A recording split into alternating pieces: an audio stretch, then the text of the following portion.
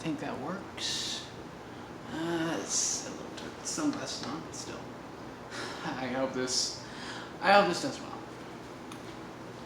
So hello everyone. Welcome to what I'm calling film therapy. Now, I see a lot of YouTube channels review movies and stuff. They're like a dime a dozen. Same as gaming. But I'm going to do it a little different. What I'm going to do is I'm going to analyze the main characters of these movies and the environment they're in, same as I would a gamer. You've seen me do that a few times with my therapy sessions and stuff, and I thought this would be very interesting. And I thought, what better movie than the acclaimed, controversial Joker? Now, I saw this movie 2 days ago, and I've been looking up clips ever since, and it's still been in my head, and that's what the movie does to you. It gets in your head. Todd Phillips did a really good job, and along with Joaquin Phoenix's acting, mind-blowing. It's something, I wouldn't say it's better than Heath Ledger. I'd say it's different than Heath Ledger's and Christopher Nolan's Joker. But I'm not going to review the movie. I'm not going to talk about whether or not it was real or not. Well, I mean, that'll work its way into the session. But I'm going to talk about Arthur Fleck, which is the name given to the Joker, which is, and this is going to be a very spoiler, this is going to be very filled with spoilers. But Arthur Fleck is not his real name. He was never given a real name because that was the name his mother gave him. His abusive mother, who had an abusive boyfriend, who adopted this boy for some reason. I don't remember why. I think I walked out of the theater to go pee or something, but I remember he stole his documents, and then his mother told him, not his mother, he read that his mother adopted him. But for a beginning part of this movie, we thought that he was Thomas Wayne's son. That is not the case. But that leads, the reason why I'm starting here is because that leads into what happens to him mentally. See, the Joker is not just a product of his mental illness. He's a product of society tearing him down. Matter of fact, one of the last lines is, what do you get when you cross a mentally ill loner that society has abandoned and treated like trash? You get what you deserve. Arthur's main issues start with his mother and his mother's boyfriend, who abused him, chained him to a radiator when he was young, and they always said that he was such a happy kid, but they changed him so much to where when he's in his adulthood, I believe Joaquin Phoenix is 40 or something, but all of that built up to him gaining his issue with the random spurts of laughter. I don't remember the name of the disease off the top of my head, but he has random spurts of laughter. He has random images that pop up, sorry about that. Arthur has a very active imagination. We see that throughout the entire film. When he's with Sassy Beats' character, which I don't remember her name, but he imagines himself dating her, and he uses her as sort of like a crutch, sort of like a way to justify a lot of his actions, and a way to comfort himself because he doesn't have anyone to do that.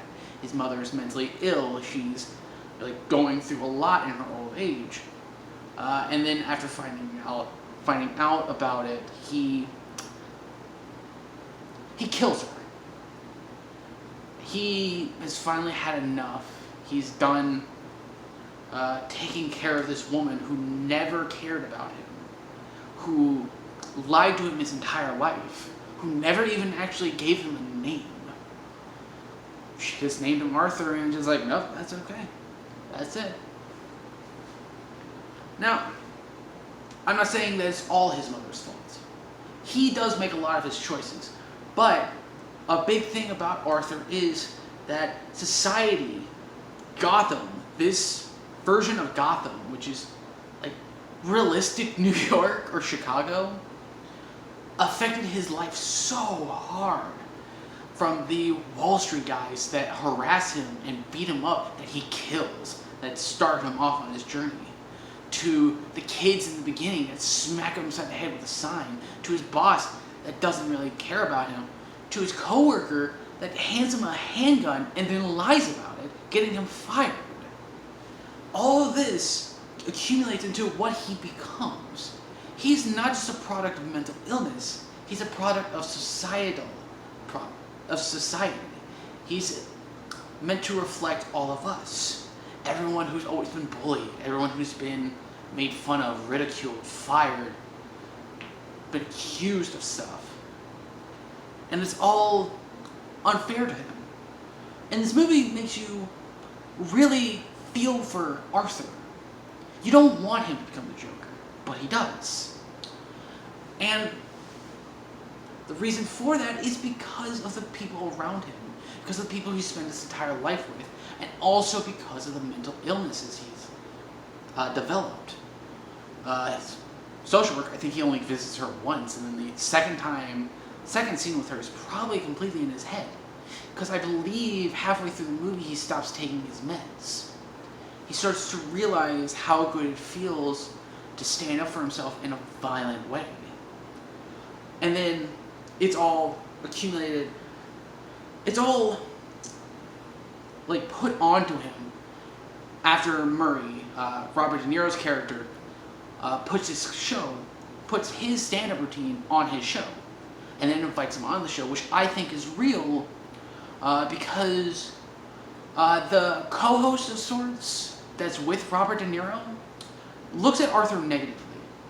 So I imagine like the scenes where nobody reacts to Arthur's illness are made up, whereas the scenes where people do react to Arthur in a negative way are real. So Arthur actually did go on the Murray show and actually did kill Murray on live television. And it showed it with the 2 scenes that he's not in. Because Arthur's in every other scene except for these 2. One where it shows all the broadcasts going around, and the second one is where where it shows Thomas and Martha Wayne's death as a result of him. At least into a theory I had, but I'll save that for after I figure out how to help him. That I need to look up the notes I wrote down for this, because Joker's a really hard character to help. And I personally believe that the Joker, the person we meet at the end of the movie, the one who paints a smile on his face in his own blood, that man is beyond help. Because he doesn't want help. He feels like he is him. He feels like he's himself. He feels like he doesn't need the therapist. He doesn't need the doctors. He doesn't need the medication. He is happy being this leader